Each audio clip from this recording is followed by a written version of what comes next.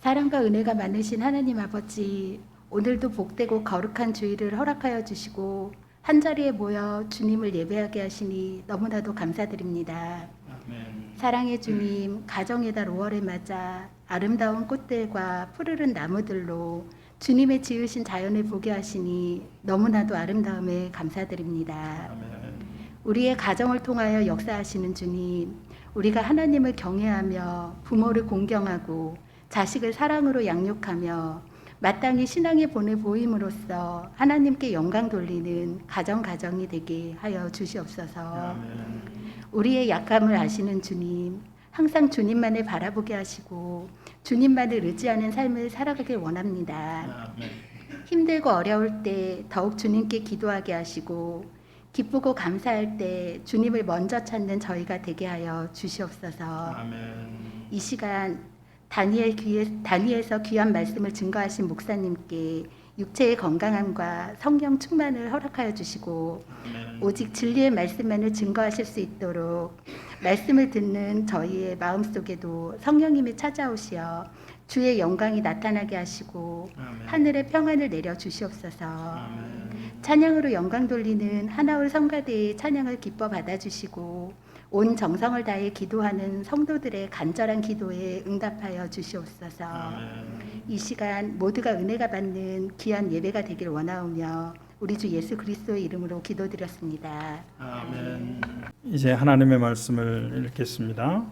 마가복음 3장 31절부터 35절까지 말씀입니다.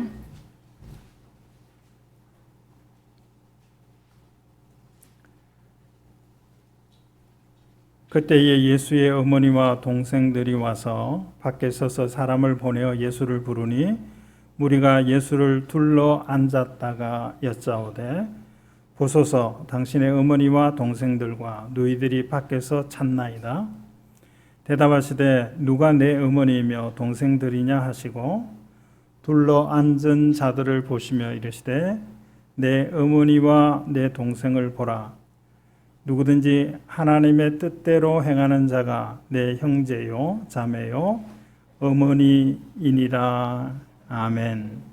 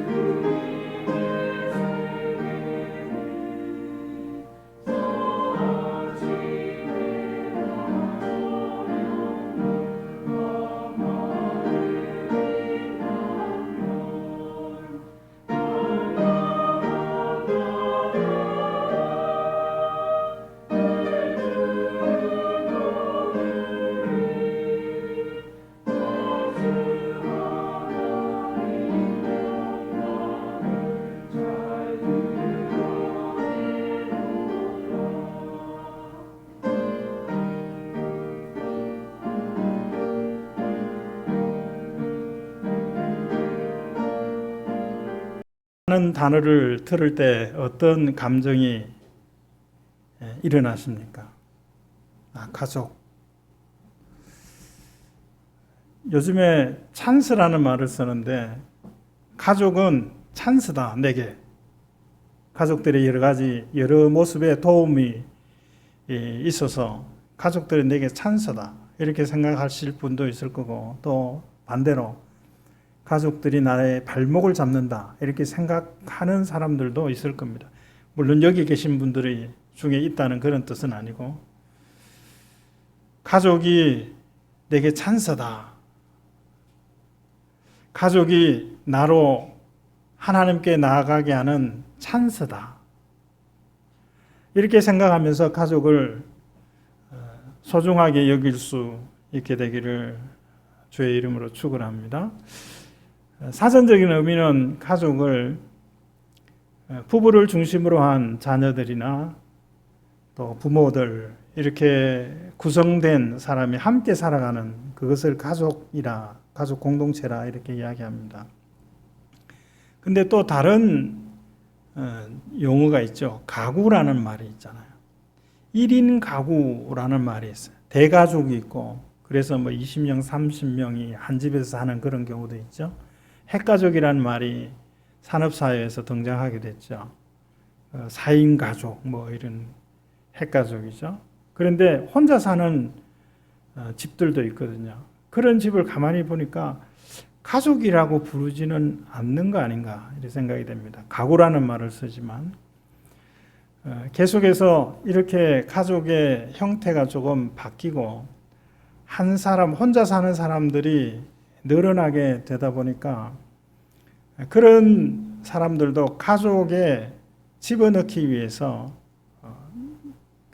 법을, 그 민법이라 그러나요? 그 관련된 법을 다듬는 과정 속에서 또 바람직하지 않는 그런 가족의 형태도 집어넣는 이런 모습들이 있는 것 같습니다. 가족 그러면 따라오는 단어가 공동체라고 하는 단어가 아닐까 싶습니다. 가족은 그래서 적어도 2사람 이상이 가족이 아닐까. 공동체, 영향을 주고 영향을 받고 하는 공동체, 가장 작은 단위의 공동체가 가족입니다. 조금 큰 단위가 뭐죠? 교회입니다. 더 큰 단위가 나라와 민족입니다. 그래서 우리에게는 적어도 3개의 공동체가 있죠. 물론 직장 공동체도 있죠. 또 취미 생활을 통한 그런 공동체들도 있습니다. 적어도 3개의 공동체는 가족, 교회, 나라 이런 공동체 안에서 우리가 살아갑니다. 그 공동체 속에서 우리가 어떤 것을 기여하고 또 공동체에서 어떤 혜택을 누리고 하면서 살아가는 것이죠. 그래서 이 공동체, 특히 가족 공동체 이것을 소중하게 여겨야 합니다. 이 가족 공동체가 해체되면, 다르게 하면 가정이 해체되면 그 나라는 희망이 없습니다. 어려움이 따를 수밖에 없어요. 예수님께서 사역을 하실 때 가족과 떨어져 사역을 하셨어요. 제자들과 함께, 제자 공동체와 함께 다니시면서 사역을 하셨죠. 오늘 말씀에 근거해서 보면 많은 사람들이 예수님을 둘러싸고 앉아 있었다 그랬어요. 때로는 예수님을 둘러싸고 어디를 가기도 하시는 장면도 복음서에서는 나타나죠. 근데 예수님이 어느 집에 들어가셨어요. 근데 20절에 보면 또 사람들이 모여서 뭐라 그랬냐면 식사할 겨를도 없었다 그랬어요. 식사할 겨를도 없었다. 나는 한 번인데 예수님에게는 수없이 많은 횟수가 되는 거예요. 나는 한 번인데 귀신 들린 사람은 한 번인데 배고픈 사람은 한 번인데 병든 사람은 한 번인데 예수님은 그 모든 사람을 상대하다 보니까 심지어는 식사할 시간조차, 식사할 시간이 얼마나 많았겠어요. 뭐 한 20분 정도 하면 충분하지 않습니까? 그 시간도 없었다 그랬습니다. 자, 그런 가운데 사람들이 함부로 접근할 수 없을 정도로 사람이 많이 모여 있는 그런 상태입니다. 그 둘러 모여 앉아 있는 사람은 몸이 아픈 사람이었어요. 다시 말해서 예수님께 무언가를 해줄 수 있는 사람이 아니라는 거예요. 예수님이 그들에게 무엇이든지 해줘야 되는 그런 상황입니다. 마음이 아픈 사람들도 있었어요. 아무에게도 위로받지 못하는 그런 사람들이 예수님 주변에 모여와서 앉아 있습니다. 또 오늘 본문에서는 귀신 들린 사람들도 많았습니다. 귀신 들린 사람. 내가 어떤 행동을 하는데 나도 모르게 그런 행동을 하고 있는 거예요. 귀신 들린 사람들이에요.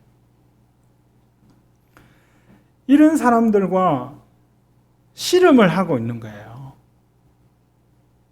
여러분, 몸이 아픈 사람, 마음이 아픈 사람, 특히 귀신 들린 사람을 대해서 상대해서 대화하든지 뭘 하는 일들을 한다고 한번 생각해 보세요. 제가 분당에 사역할 때 지금도 이름이 기억이 나요. 지영이라는 이름을 가진 대학생 여자 학생이 있었어요. 이 자매가 귀신이 들렸어요. 엄마가 얼마나 힘들어하는지 몰라요. 왜 전사님과 신방대원하고 같이 가서 예배드리고 이래 하면 이러고 있어요.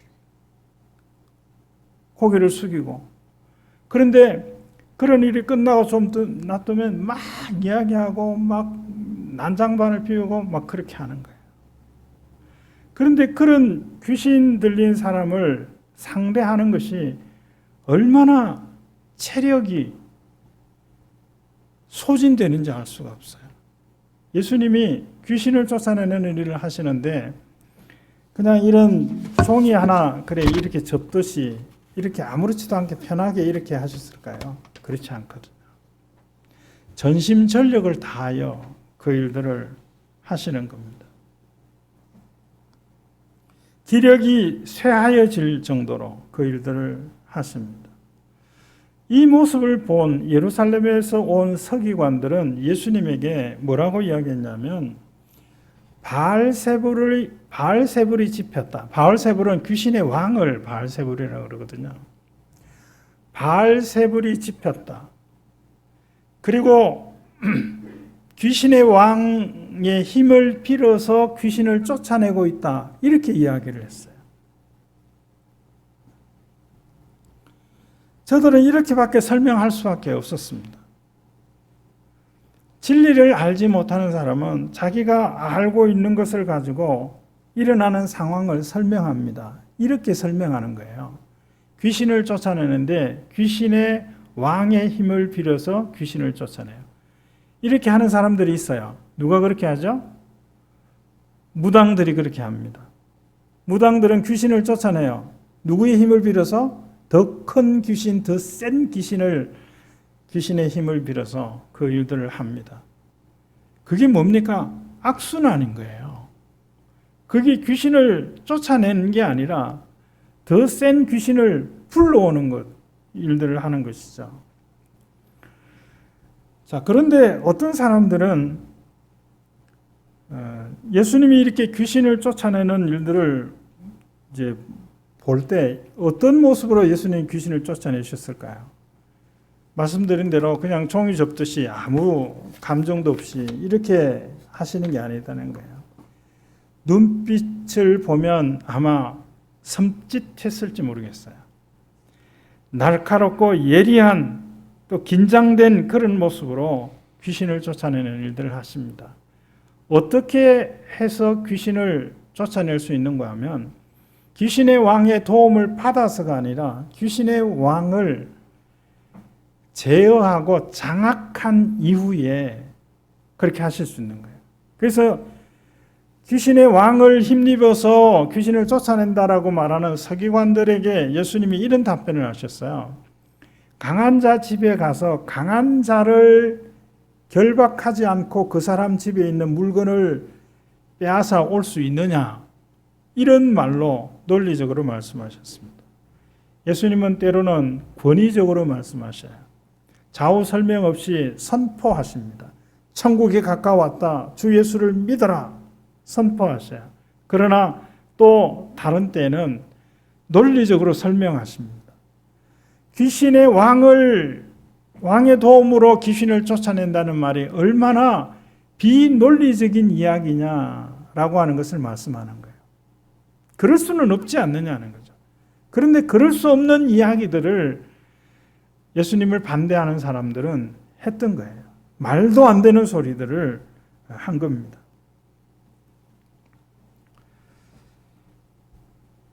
이렇게 이런 일들은 가장 정상적인 일들을 하고 있는 그 상태도 잘못 알려지고 전해지게 되면 사람들에게는 저 사람 나쁜 사람, 잘못된 사람 이렇게 알려지는 겁니다. 지금 예수님이 사람들에게 둘러싸여 있어서 병자들을 고치고 말씀도 가르치고 귀신도 쫓아내는 이 상황을 보지 아니한 사람들이, 그 상황을 본 사람들이 예수님은 귀신의 왕을 힘입어서 귀신을 쫓아낸다? 그리고 또 어떤 사람은 이렇게 말했어요. 귀신 들렸다 이렇게 말했어요. 자, 귀신의 왕을 상대하는 예수님이 성령으로 일들을 하셨거든요. 성령에 충만하셔서 일들을 하셨어요. 성령에 충만한 것을 분간하지 못하고 경험하거나 알지 못하는 사람은 성령 충만한 사람을 만나보셨나요? 어떤 느낌을 가지셨었나요? 내가 성령 충만하지 않을 때 성령 충만한 사람, 물론 그건 성령 충만하다라고 하는 그 의미가 뭐 흥분해 있고 막 이런 상태를 국한하는 것이 아니라 성령 충만은 다른 모습이죠. 성령 충만해서 담대하게 이야기하고 자기의 확신하고 아는 진리들을 선포하고 이런 모습들을 우리가 보게 될 때 성령 충만하지 않은 사람은 가까이 하기를 저하게 되지요. 예수님은 이렇게 성령 충만해서 귀신들을 쫓아내는 일을 하셨어요. 그런데 성령의 존재조차도 알지 못하는 사람, 성령의 은혜를 경험하지 못한 사람, 성령의 충만은 한 번도 보지도 못한 사람들은 뭐라고 설명하냐면 예수가 귀신 들렸다 이렇게 이야기하기 시작했어요. 그러한 때에 오늘 3장 20절, 21절에 보면 예수님의 친족들이 예수님을 찾았어요. 그런데 사람들이 많으니까 친족들이 어찌할 수가 없었습니다. 그리고 그 소문이 이제 예수님의 어머니와 가족, 동생들에게도 전해졌습니다. 어떤 이야기가 전해졌냐면 예수님이 밥을 안 먹는데, 식사를 거른다라고 하는 것은 여러 가지를 예측할 수 있잖아요. 병이 들었든지 컨디션이 안 좋든지. 귀신 들어도 밥을 안 먹거든요. 자기 몸을 해야 하는 일들을 하거든요. 그러니까 또 귀신 들렸다는 이야기를 전해주는 거예요. 현장을 보지 못하고 현장을 봤다는 사람들이 이렇게 전해주는 거예요. 예수님이 밥을 안 먹는데, 예수님이 귀신 들렸대. 자, 예수님의 가족인 어머니와 동생들의 마음이 어떤 마음이겠습니까? 외출한 가족이 어떤 일들을 당했다고 할 때, 그 이야기를 본 사람이 전해줄 때 어떤 상황들이 일어납니까? 요즘에도요, 보이스피싱이요, 요즘에도 진행형입니다. 아주 교모하게 하고 있잖아요. 여러분 뭐 그런 이야기까지 다 예를 들 거 없지만 정말 똑똑한 분들이 가족의 어떤 관련된 이야기를 하면 분별력이 없어지시는 것 같아요. 그래서 곧장 가는 거예요. 어디로요? 은행으로 곧장 가는 거예요. 은행으로. 그런 일이 최근에도 일어나고 가까운 사람들 가운데서도 그런 일들을 들어본 적이 있습니다. 이런 마음을 가지고 예수님의 어머니와 육신의 어머니와 동생들이 예수님을 찾아왔습니다. 왜 찾아왔을까요? 왜 찾아왔을까요? 돌아보기 위해서, 살펴보기 위해서 찾아온 거예요. 그리고는 아마 음식을 가지고 갔을 수도 있어요. 물론 복음서에는 그런 내용들은 없어요. 그리고 잠시라도 쉴 수 있도록, 불러내서 잠시라도 쉴 수 있도록 하기 위해서 찾아갔을 것으로 추측이 됩니다. 다른 사람처럼 병 고치기 위해서 찾아갔거나 귀신 쫓아내달라고 찾아간 것은 아니었을 것 같습니다. 자, 그러한 때에 이제 둘러앉아 있는 사람들이 예수님의 어머니와 동생들이 왔다는 이야기를 이제 전에 듣고 예수님의 가족들이 예수님께 다가갈 수 없을 정도로 사람들이 둘러서 이렇게 앉아 있어요. 들어갈 수가 없는 거예요. 이렇게 우리는 이렇게 통로가 있지만 그런 통로도 없어요. 그러니까 그 소리가 예수님께 이제 들렸습니다. 전달돼서. 예수님, 밖에 예수님의 가족들이 와 있습니다. 그리고 예수님을 부르고 있습니다. 찾고 있습니다. 라고 예수님께 말씀을 드린 거죠. 그러한 때 예수님이 답변하신 내용은 이겁니다. 누가 내 어머니이며 누가 내 동생들이냐? 누가 내 가족이냐? 이렇게 물으신 거예요. 누가 내 가족이냐? 우리는 내 가족이라 그러면 제일 먼저는 혈연적인 관계를 생각합니다. 혈연적인 관계로 인한 가족, 물보다 진하다라고 하는 그 피로 말미암아 맺어진 가족. 이거는 동서고금을 막론하고 뭐 부자 나라나 가난한 나라나 많이 배운 사람이나 그러지 못한 사람이나 모든 사람들이 에게서 다 볼 수 있는 겁니다. 이거는 절대적인 거잖아요. 절대적인 거. 제목이 뭐냐면 사라진 엄마, 신천지에는 가족도 없다.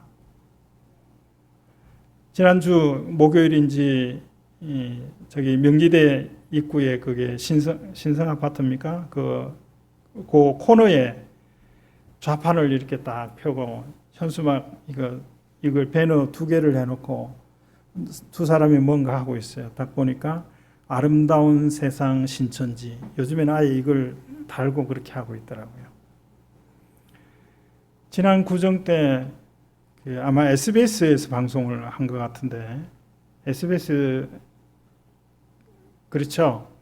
그 영상이니까 CBS는 아닌 것 같고 사라진 엄마 신천지는 가족이 없다. 이 노컷 뉴스에서 이제 또 소개가 됐어요. 노컷 뉴스면 CBS인데 여하튼 그 영상은 이제 나중에 보시기로 하고요. 거기 보면 뭐냐면 같이 다니던 교회의 어떤 사람을 따라서 어디 가가지고 신천지에 이제 발을 들여놓게 됐어요.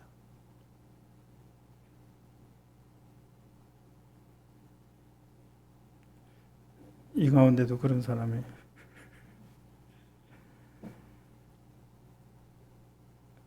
여러분 요즘에 유튜브도요 신천지가 더 잘 만들어 놨어요. 그 유튜브 서핑하는 일들 조심하셔야 돼요. 책을 신앙서적을 고르는 방법을 또 말씀해 드린 적이 있죠.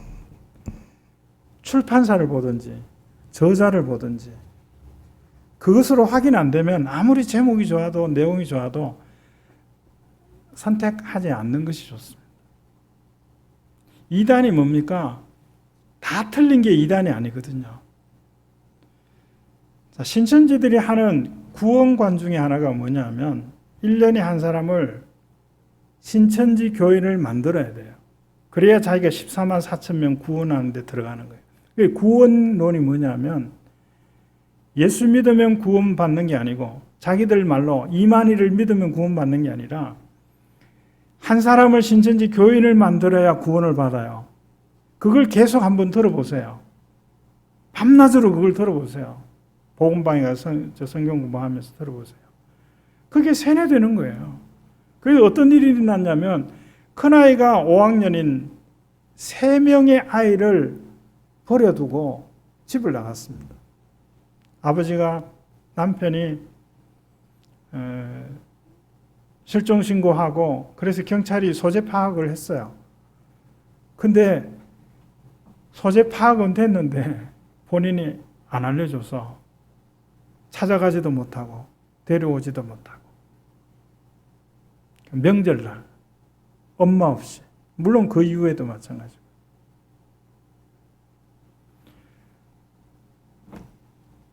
성경은 하나님은 가족 공동체, 혈연 가족 공동체를 그렇게 버려도 된다라고 말씀하지 않아요. 성경에 이런 말씀이 있어요. 너와 내 집을 나보다 더 사랑하면 내 제자가 못 된다, 이런 말씀은 있어요. 그거는 가족을 버리고 돌보지 말라고 하는 게 아니에요.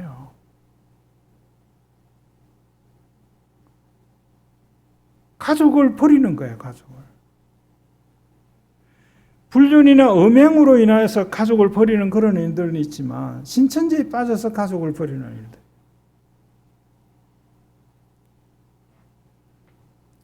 하나님은 혈연으로 맺어진, 하나님께서 맺어준 그 가정은 너희가 나누지 말라까지 말씀하시면서 그 가족을 돌봐야 된다고 말씀합니다. 자, 가족 공동체를 말씀드렸죠.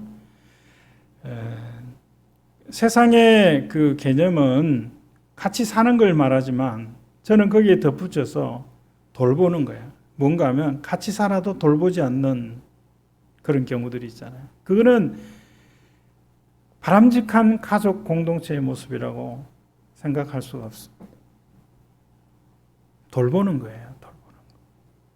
또 하나의 가족이 있죠. 언약을 통한 가족입니다. 결혼도 언약이잖아요. 약속을 통한 가족. 피는 나누지 않았지만 가슴이 아파, 배가 아파 낳은 아이가 아니라 가슴이 아파 낳은 아이라는 말도 있잖아요. 그 입양하는 거. 그게 다 언약으로 인한 가족이죠. 그런 가족의 형태입니다. 사람들이 이런 가족들을 생각하고 있을 때 예수님께서 이 말씀을 하신 거예요. 누가 내 어머니고 누가 내 동생이냐. 그러시면서 34절과 35절에는 이렇게 말씀하셨습니다. 저기 밖에 있는 내 어머니와 내 동생들을 보라. 그러면서 35절에 누구든지, 이 누구든지라고 하는 것은 여기에 있는 사람이든지 저기 밖에 나를 찾아온 어머니와 동생들이든지 또 다른 곳에 있는 사람들이든지 누구든지 하나님의 뜻대로 행하는 자가 내 어머니요 내 동생이고 다시 말해서 내 가족이다 라고 말씀하셨어요.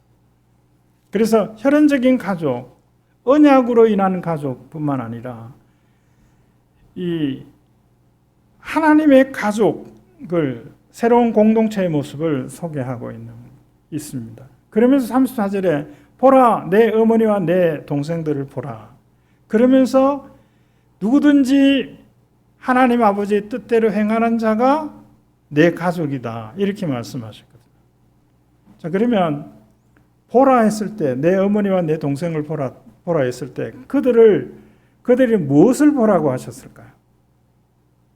예수님을 지금 찾아온 이것을 보라고 하시는 거예요. 가족들이 예수님을 왜 찾아왔어요?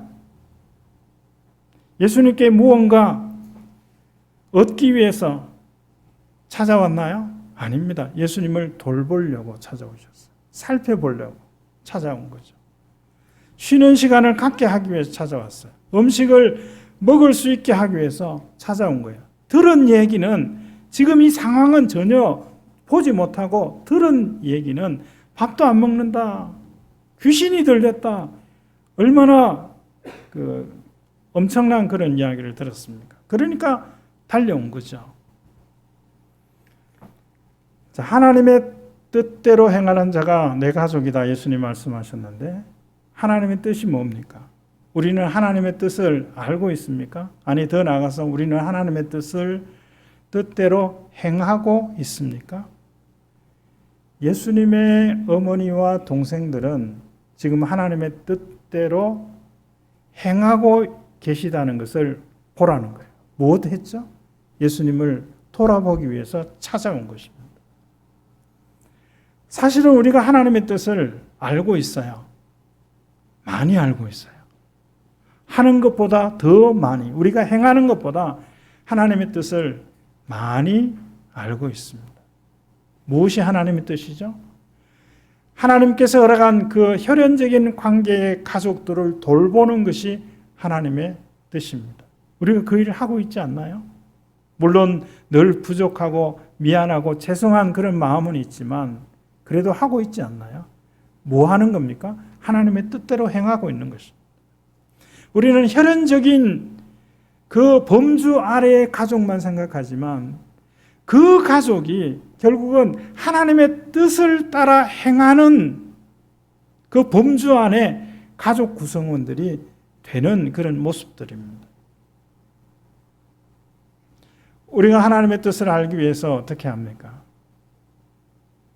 정확한 그 해답이라고 할까요? 하나님의 뜻을 아는 방법은 말씀을 읽거나 듣는 가운데 성령이 가르쳐 주시는 거예요. 말씀을 읽는다고, 말씀을 듣는다고 하나님의 뜻을 다 알 수 있는 게 아니에요. 어떻게 하는 사람들이 있죠? 자의적으로 해석하는 사람이 있어요. 이것이 하나님의 뜻이라고 행하는 거예요. 그것이 다른 사람을 해치기도 하고 자기도 해치는데도 불구하고 이게 하나님의 뜻이라는 거예요. 이게 정의라는 거예요. 그러면서 그걸 위해서 밀어붙이는 거예요. 하나님의 말씀을 읽거나 들을 때에 성령께서 그것을 통해서 하나님의 음성을 듣게 하시는 겁니다.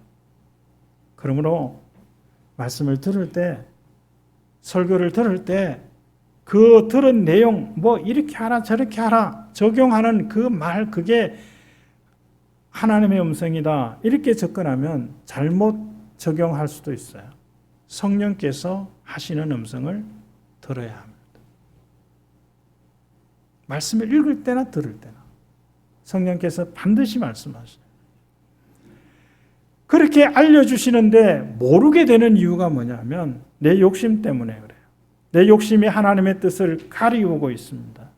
막고 있어요. 알 수가 없어요. 흐릿하게 만드는 거예요. 분명하게 알려주시는데도 못하는 겁니다. 기억해야 될 두 가지요.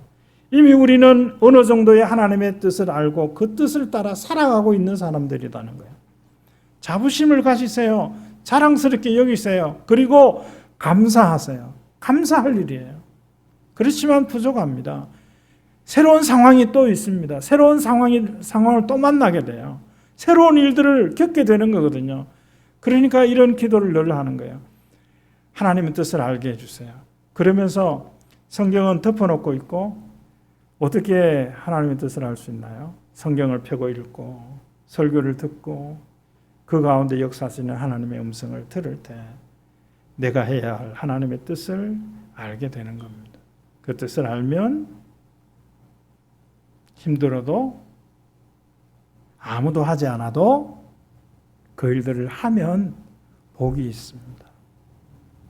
아무나 하나님의 뜻대로 살아갈 수 있는 게 아니에요. 하나님의 뜻대로 살아갈 수 있고 살아낼 수 있는 것이 하나님의 은혜입니다.